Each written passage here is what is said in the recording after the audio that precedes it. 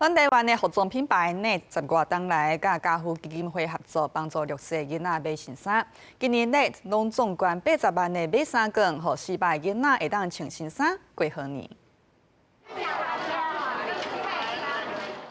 在一点进行营业之前，台北市东区的NET门市提早予台北家父中心100多户的小组家庭伫店买物件。小学生林德华甲弟弟因为爸母爱上班，由阿公阿嬷带来。为什么喜欢这件？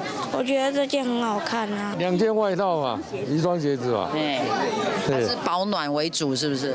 他们小孩子最闲啦。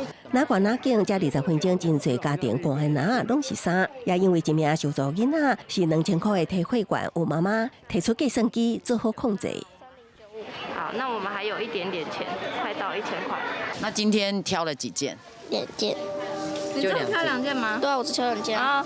妹妹挑比较多，妹妹挑4件。因为我们都穿2手比较多，快过年了，其实就是到时候就是花费会比较重啊。林小姐讲，3个囡仔平时以二手衫为主，今年过年有新衫通穿，感觉欢喜。黄小姐也有3个囡仔真珍惜这个活动。很有帮助啊，因为你像我是自己单亲带3个小孩，我爸爸是车祸，我妈妈是胃癌，所以带这3个很累很辛苦啊。如果有资源是很好。